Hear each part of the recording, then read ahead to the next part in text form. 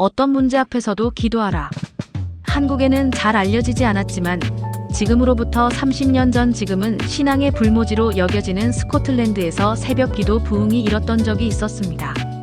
스코틀랜드는 장로교가 시작된 곳으로 한때는 지금의 한국처럼 전 세계로 선교사를 파송하는 복음의 전진기지였습니다. 그러나 지금은 교회가 술집으로 사용되고 있을 정도로 참담한 상황입니다. 이런 곳에서 어떻게 새벽 기도가 다시 시작될 수 있었을까요? 번화가의 중심인 유니언 스트리트에 위치한 유일한 한인교회 덕분입니다. 사라져가는 스코틀랜드의 교회를 품고 이 교회 사람들은 매일 새벽을 깨워 눈물로 기도했습니다. 한 교회가 뜨거운 가슴으로 시작한 이 새벽 기도에는 점차 많은 사람이 모이기 시작했고 한인을 넘어서 현지인들도 참석했습니다. 1년이 지나고 글래스고와 에든버러를 비롯한 스코틀랜드 전 지역에서 새벽 기도가 시작됐다고 합니다.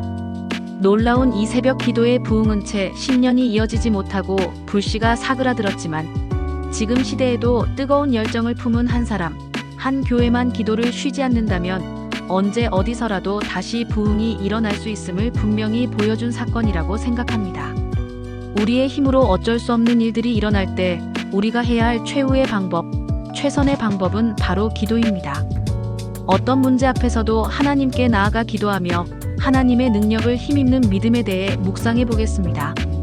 오늘의 말씀 에베소서 6장 18절 찬송가 369장 455장. 모든 기도와 간구를 하되 항상 성령 안에서 기도하고 이를 위하여 깨어 구하기를 항상 힘쓰며 여러 성도를 위하여 구하라. 그리스도인의 신앙생활 가운데 빠져서는 안 되는 것이 있습니다. 그것은 기도입니다. 그리스도인은 기도를 통해 하나님을 만나고 하나님의 음성을 들으며 하나님의 뜻을 발견합니다. 하나님께 기도하지 않으면서 하나님과 동행하며 하나님을 의지한다고 말하기 어려울 것입니다. 그리스도인에게 기도보다 나은 방법은 없습니다. 어떤 사람들은 기도하는 것을 폄하해서 기도로 문제가 해결되지 않는다고 말합니다. 기도로 문제를 해결하려는 것은 신비주의자들이나 하는 행동이라 여깁니다. 하지만 기도로 해결되지 않는 것은 그 어떤 방법으로도 해결되지 않습니다. 문제가 생겼을 때 반드시 하나님께 기도하십시오. 우리에게 어떤 문제가 일어났다는 것은 지금이 기도해야 할 때라는 것입니다. 문제를 가지고 하나님께 나아가 기도하면 하나님께서 그 기도를 들으십니다. 그리고 우리에게 하나님께서 우리의 모든 삶을 주관하시는 분이심을 깨닫게 하실 것입니다. 기도할 때 하나님께서 기뻐하시는 사명을 감당할 수 있습니다. 하나님께서는 기도하는 사람에게 사명을 감당할 힘과 능력을 주십니다.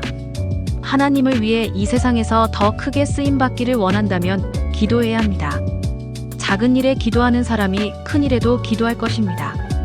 많은 믿음의 사람들이 어려운 상황에서 기도로 문제를 이겨냈던 것을 기억하십시오.